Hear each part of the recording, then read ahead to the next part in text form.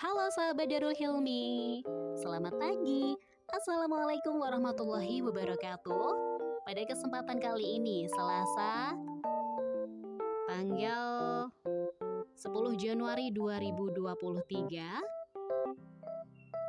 saya akan memberikan tips untuk tetap produktif ketika di rumah. Kali ini, tips berikut saya sadur dari Kak Ria Enes. Nah, penasaran kan? Oke, langsung saja. Berikut tips untuk menjadi seniman ventriloquism ala Kak Ria Enes. Nah, bagi yang belum tahu nih, Kak Ria Enes adalah pengisi suaranya Susan. Nah, dulu boneka Susan itu loh yang terkenal pada tahun 2000 atau 90-an ya. Oke, langsung saja deh. Coba simak baik-baik ya. Ini bisa dijadikan ide konten kalian. Dan untuk mengasah voice over juga bisa, untuk dubbing juga bisa. Oke. Ventriloquism merupakan seni pertunjukan yang membuat objek tak bergerak menjadi terlihat hidup di mata audiens. Bahkan di masa pandemi, seni pertunjukan tersebut kerap digunakan sebagai media pembelajaran paling efektif. Maksud Mimin adalah paling efektif bagi anak-anak. Selain untuk menghibur, belajar menggunakan media yang menyenangkan akan mempermudah anak-anak untuk menyerap informasi. Khususnya bagi anak-anak di kelas rendah ya. Di kelompok bermain, kelas 1, 2, 3, ataupun kelas SD sampai dengan kelas 6 juga bisa. Lantas, bagaimana cara untuk menjadi seniman ventriloquism? Kak Ria Enes, salah satu seniman ventriloquism yang kerap tampil bersama boneka Susan, membagikan beberapa tipsnya. Nah, yang pertama, seseorang yang ingin menjadi seniman ventriloquism harus mengenal atau mengetahui apa itu ventriloquist. Jadi, kita harus kenal dulu. Setelah itu, kita harus menyiapkan karakternya, termasuk karakter suara dan karakter bonekanya. Itu semua harus sinkron. Kata Kak Ria pada Senin 17 Juli 2022 kemarin. Menurut Kak Ria, dalam menentukan karakter suara, kita harus mencari suara yang kuat dari yang kita punya, di mana suara tersebut harus stabil dan tidak berubah-ubah.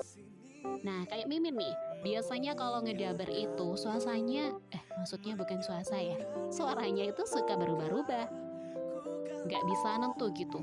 Biasanya kadang suara, aku mau bermain ini. Terus dengan tokoh yang sama suaranya jadi, aku pengen yang ini. Gitu ya. Jadi harus banyak belajar memang.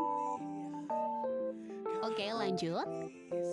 Jangan kalau kita sekarang ketemu suara ini, besoknya ganti lagi. Jadi harus satu suara yang benar-benar kuat. Ucapnya Kak Ria Enes. Nah, setelah menemukan suara yang stabil, langkah selanjutnya yakni mencari boneka sesuai karakter suara kita. Atau bisa sebaliknya, misal kita sudah punya boneka, wajahnya garang, berewokan, berarti harus suara laki-laki terus ngebass. Jangan sampai kita punya boneka fans figure yang kebalik atau nggak cocok, jelas perempuan kelahiran Malang 1968 ini. Wah, ternyata Kak Ria Enes kelahiran 1968 ya. Kak Enes, semoga sehat selalu ya. Nah, jika keduanya sudah ketemu, kita harus menyinkronkan antara suara dan gestur boneka. Seperti ekspresi, itu ya harus benar-benar kita bikin boneka itu hidup. Lalu jangan lupa, harus banyak latihan dan harus belajar juga. Begitu.